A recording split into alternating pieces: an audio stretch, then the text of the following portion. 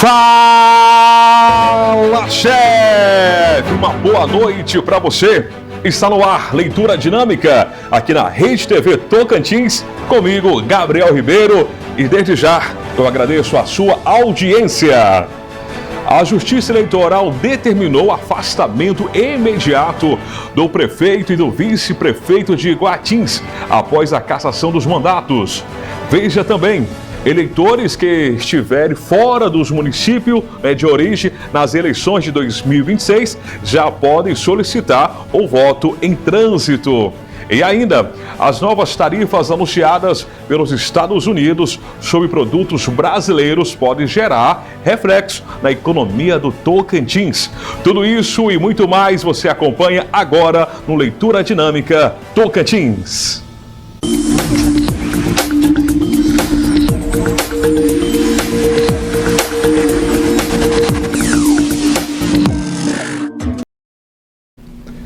A Justiça Eleitoral determinou o afastamento imediato do prefeito e do vice-prefeito de Goiatins após a cassação dos mandatos.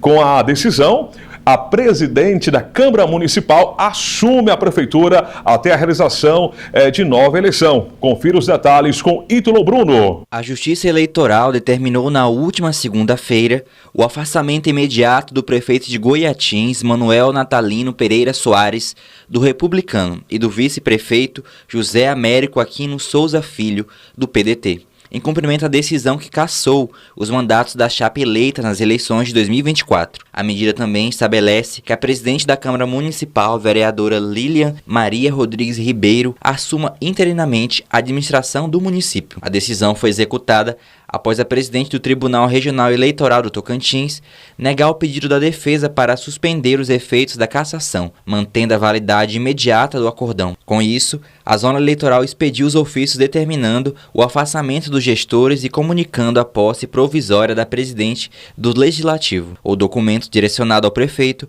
foi protocolado na Prefeitura no início da tarde da última segunda-feira.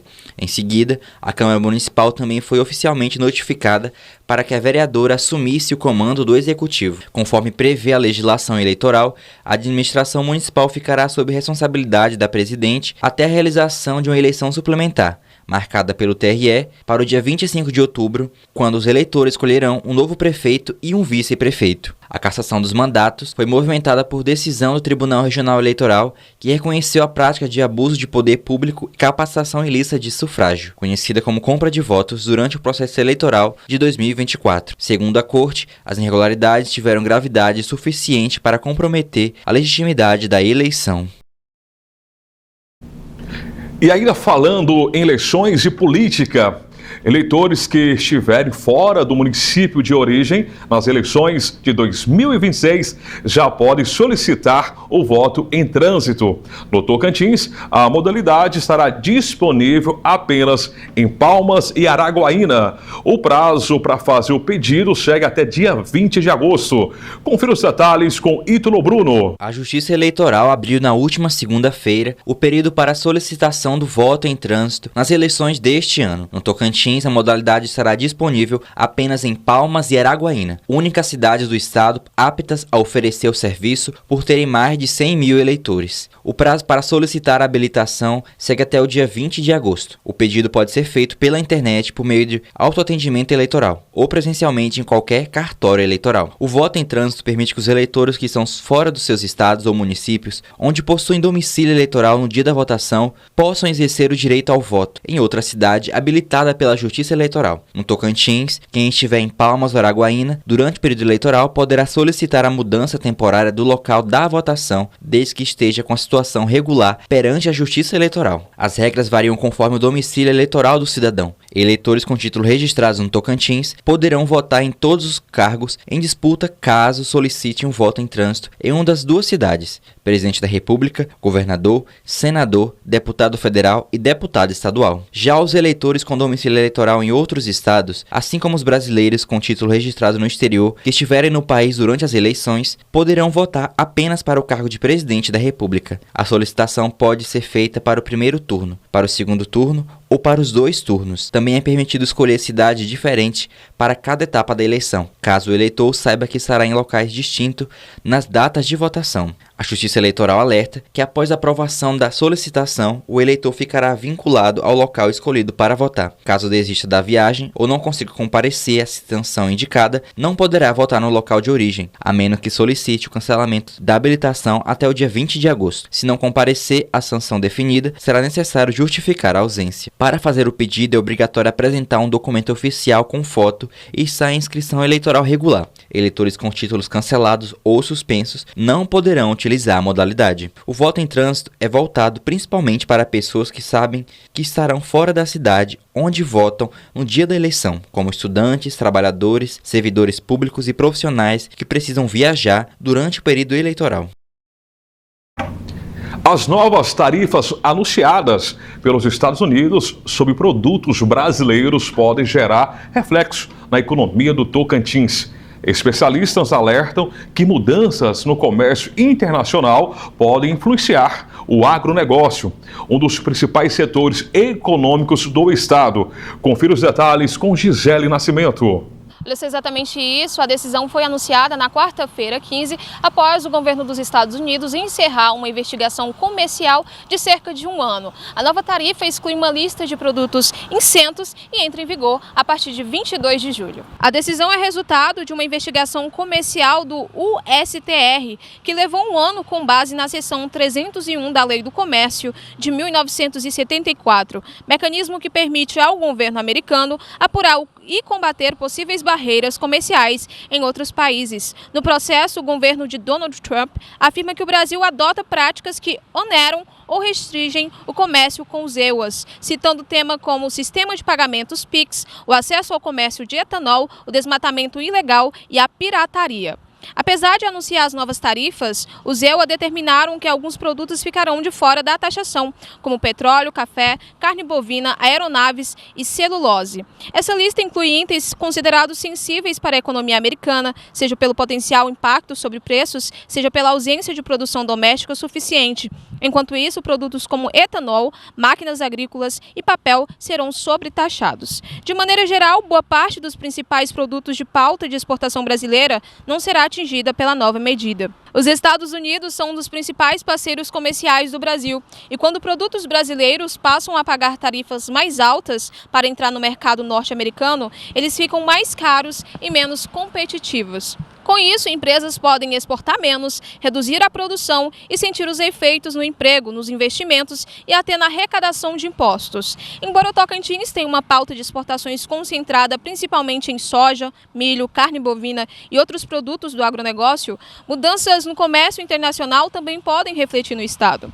Isso porque qualquer alteração nos preços das commodities, nos custos de produção e na demanda externa podem influenciar o desempenho do setor agropecuário, um dos principais motores da economia tocantinense. Especialistas avaliam que o impacto dependerá da abrangência das tarifas e da reação dos mercados internacionais. Além disso, o governo brasileiro pode buscar alternativas comerciais e medidas diplomáticas para reduzir os efeitos da decisão. A economia mundial está cada vez mais interligada e decisões como essas tomadas por outros países podem impactar diretamente o Brasil. De volta aos estúdios.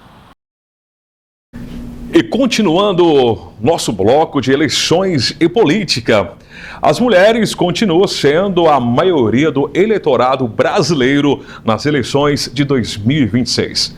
Segundo o Tribunal Superior Eleitoral, mais de 83 milhões de eleitoras estão aptas a votar, o que representa mais da metade do eleitorado do país. Confira os detalhes com Ítalo Bruno. As mulheres continuam sendo maioria entre os eleitores brasileiros aptos a votar nas eleições de outubro. Dados divulgados pelo Tribunal Superior Eleitoral na última segunda-feira mostram que 83 milhões de eleitoras estão com a situação regularizada, o equivalente a 52,84% do eleitorado nacional. Em comparação com as eleições gerais de 2022, houve um aumento de mais de 1.500.000 203 mil eleitoras, crescimento de 1,83%. Já o eleitorado masculino passou de 74 milhões e 44 mil para 74 milhões 845 mil, um aumento de mais de 800 mil eleitores, ou 1,8%. Com as mulheres representando a maioria do eleitorado, o público feminino passou a ser um dos principais focos dos pré-candidatos à presidência da República. Nas últimas semanas, os presidenciáveis intensificaram discursos e propostas voltadas às eleitoras em entrevistas, eventos e redes sociais. Entre as iniciativas apresentadas está o Plano Brasil por Elas, lançada pelo senador Flávio Bolsonaro, com propostas direcionadas às mulheres. O senador também afirmou que a defesa do público feminino deve ser uma pauta de direita. O presidente Luiz Inácio Lula da Silva também tem destacado medidas relacionadas às mulheres. Recentemente, defendeu o aumento da pena para o crime de feminicídio. Durante o atual mandato, sancionou a lei que estabelece a igualdade salarial entre homens e mulheres. Iniciou o governo com 11 ministros. Após as mudanças ministeriais de abril de 2026, 8 mulheres passaram a comandar ministérios. Apesar disso, o governo também foi criticado por entidades de mulheres negras e juristas por não indicar uma mulher negra ao Supremo Tribunal Federal. Durante o atual mandato, os 3 ministros escolhidos para ocupar a vaga na corte foram homens. No Brasil, o voto é obrigatório para pessoas maiores de 18 anos e facultativo para analfabetos, jovens de 16 e 17 anos e cidadão com mais de 70 anos. Quem não comparecer às urnas pode justificar a ausência pelo aplicativo e-Título no dia da votação ou apresentar justificativa à Justiça Eleitoral em até 60 dias após o pleito. Dentro desse prazo, não é necessário pagar multa. Após 60 dias, o eleitor que não votar e não justificar a ausência deverá pagar uma multa por turno para regularizar a situação. O valor é definido pela Justiça Eleitoral e pode variar entre 3% e 10% da base de cálculo de R$ 35,13, podendo ser aumentado em até 10 vezes conforme a situação econômica do eleitor.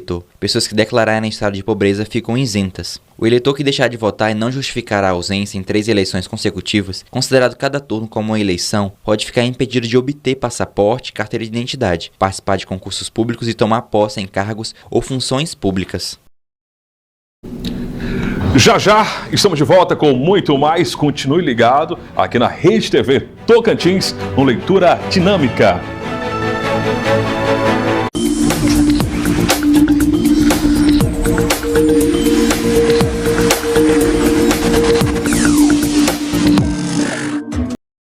Eu sou Maria José da Tecidaria Cardim.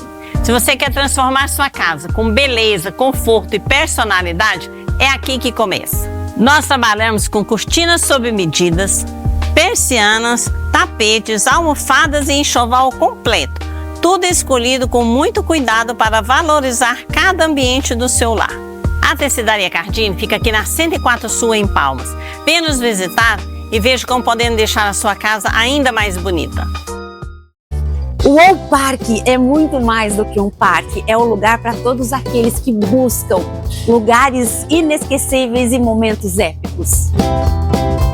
Diversão de verdade é com passaporte anual ilimitado. Você brinca todos os dias por menos de R$ 50 por mês. Aqui o seu evento ganha outra energia, da festa de aniversário da garotada à confraternização da sua empresa. Seguro, moderno, impecável, o All Park, menos telas e muito mais experiências.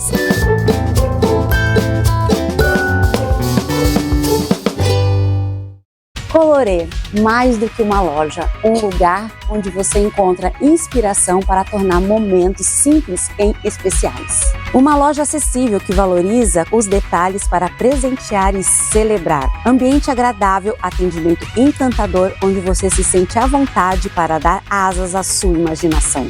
A Colorê preza pelos detalhes. Preparar uma festa, montar um presente para surpreender. Colorê, feita para encantar você em cada detalhe.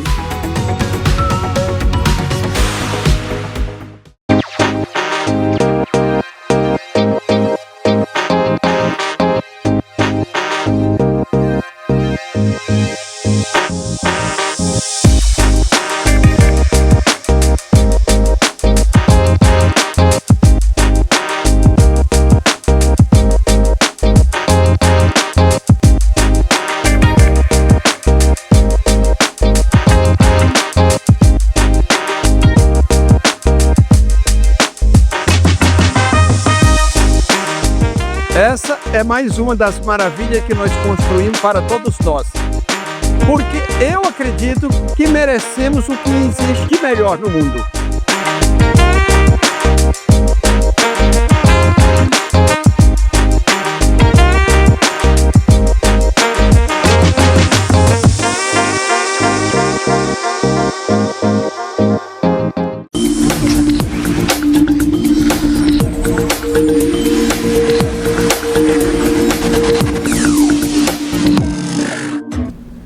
Estamos de volta aqui na Rede TV Tocantins, no ar, leitura dinâmica, e eu agradeço a sua audiência e com certeza vamos juntos na melhor programação do estado do Tocantins.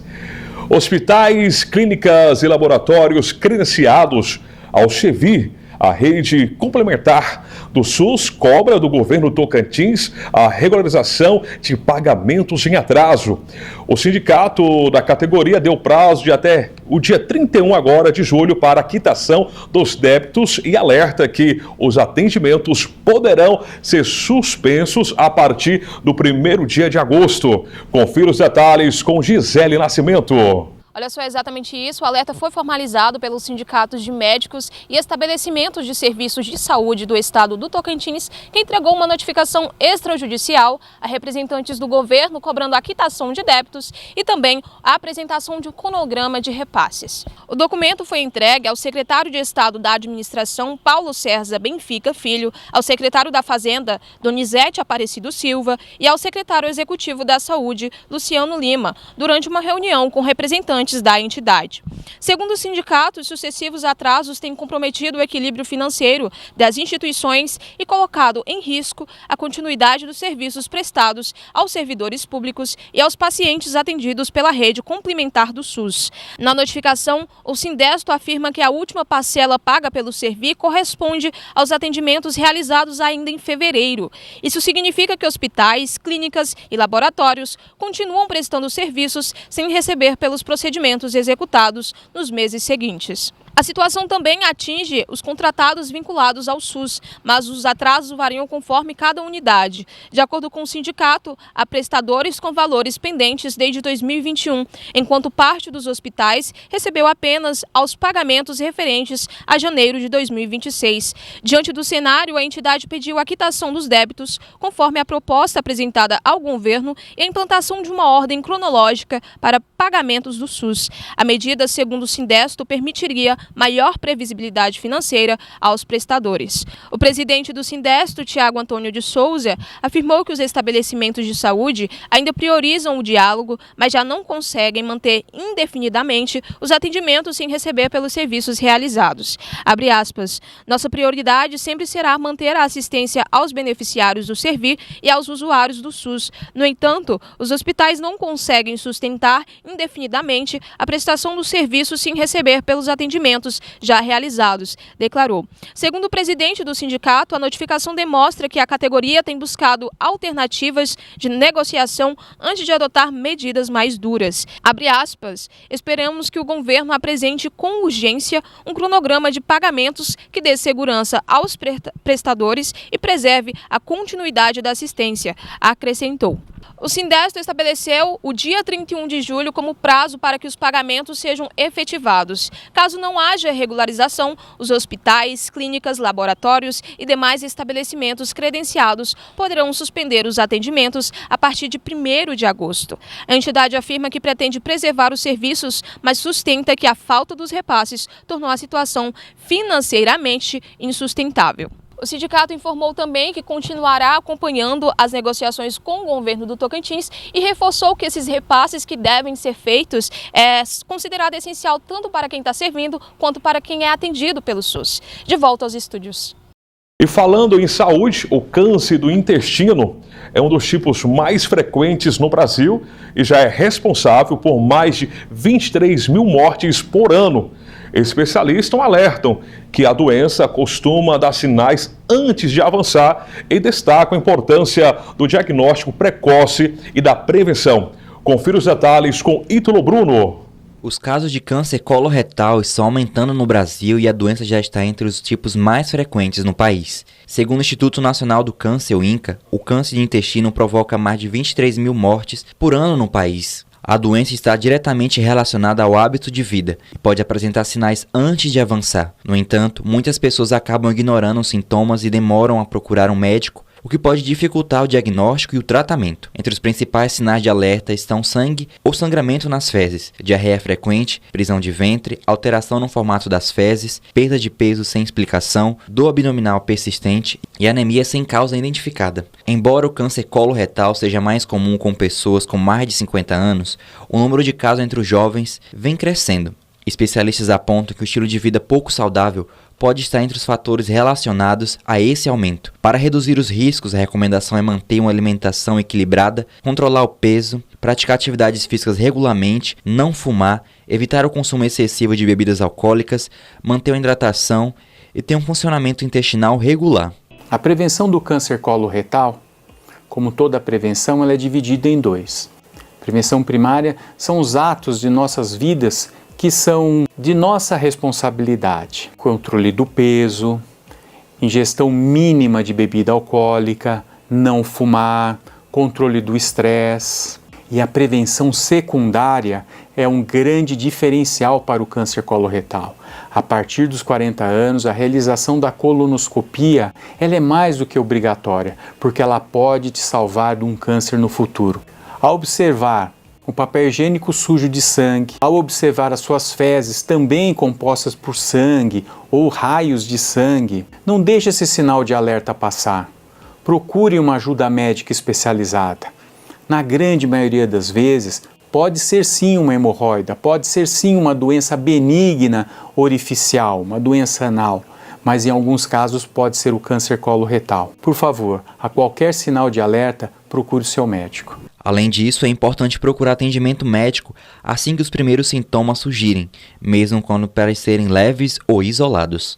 No Sistema Único de Saúde, o teste imunoquímico fecal passou a ser utilizado como referência para o rastreamento de pessoas sem sintomas, entre os 50 e 75 anos. O exame analisa as fezes e identifica pequenas quantidades de sangue oculto, que podem estar relacionados a pólipos, lesões pré-cancerígenas ou tumores no intestino. E julho também é o mês da temporada de praia e, pensando nisso, a Defesa Civil de Palmas intensificou as ações de prevenção e afogamento infantis nas praias da capital. A campanha Não Desvie o Olhar orienta pais e responsáveis sobre os cuidados necessários e reforça que a supervisão constante é a principal forma de evitar acidentes com crianças. Confira os detalhes com Maria Eduarda. A Defesa Civil de Palmas realiza a campanha Não Desvie o Olhar para prevenir afogamentos infantis com ações educativas e identificação de crianças nas praias da capital. A campanha Não Desvie o Olhar, promovida pela Defesa Civil de Palmas, reforça a prevenção aos afogamentos infantis por meio de orientações aos pais e responsáveis, ações educativas e identificação das crianças nas praias da capital. Realizada pela Gerência de Intervenção Imediata, a iniciativa alerta que o afogamento pode acontecer de forma rápida e silenciosa. A campanha destaca que a atenção constante dos responsáveis é fundamental para evitar acidentes e proteger as crianças. Durante as ações, as famílias receberam orientações e materiais educativos com recomendações de segurança, como manter as crianças sempre sob supervisão, evitar que fiquem sozinhas na água, respeitar as áreas de banho e acionar o Corpo de Bombeiros pelo telefone 193 em casos de emergência. A campanha também realizou a identificação de crianças irresponsáveis por meio de pulseiras, facilitando a localização em caso de desencontro e reforçando a mensagem de que a supervisão contínua é a principal medida de prevenção. Na primeira edição, realizada na Praia do Caju, mais de 200 crianças foram identificadas e mais de 135 famílias receberam orientações sobre cuidados para reduzir os riscos de afogamentos. Pais e responsáveis devem garantir que a supervisão da criança seja sempre assumida por um adulto, evitando sem acompanhamento. De volta aos estúdios. E falando sobre a temporada de praia, 2 pessoas morreram afogadas após um tombamento de uma canoa em uma represa na zona rural de Paraíso, Tocantins. Entre as vítimas está uma criança de apenas 6 anos. A Polícia Civil investiga as circunstâncias do acidente. Confira os detalhes com Ítalo Bruno. Um acidente em uma represa localizada em uma chácara da zona rural de Paraíso do Tocantins terminou com a morte de 2 pessoas na tarde do último sábado. As vítimas foram identificadas como Robson Alencar Figueiredo, de 20 anos, e James Martins de Souza, de 6 anos. De acordo com a Segurança Pública do Tocantins, 5 pessoas estavam em uma canoa quando a embarcação virou. 3 ocupantes conseguiram sair da água sem ajuda, mas Robson e James desapareceram e acabaram se afogando. O Corpo de Bombeiros foi acionado e realizou buscas na represa com equipe de superfície e mergulhadores. Após localizar as vítimas, os corpos foram encaminhados ao Núcleo de Medicina Legal de Paraíso do Tocantins, onde passaram por exames periciais e em seguida foram liberadas para os familiares. A Polícia Civil, por meio da Delegacia de Paraíso do Tocantins, vai investigar as circunstâncias do acidente. O velório e o sepultamento de James Martins de Souza foram realizados no último domingo em Paraíso do Tocantins. E nossos animais também merecem cuidados.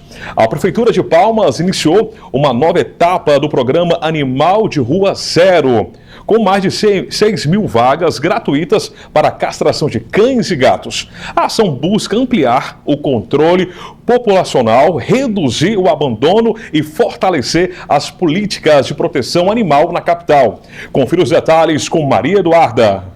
A Prefeitura de Palmas iniciou uma nova etapa do programa Animal de Rua Zero, com 6.523 vagas gratuitas para castração de cães e gatos, ampliando o atendimento e o cuidado com os animais no município. O lançamento da nova etapa do programa Animal de Rua Zero reuniu moradores, protetores e equipe da SEMBEM na USF Herder de Oliveira Silva. Em 48 horas, 1.000 cadastros já haviam sido realizados, mostrando a alta procura pelo serviço.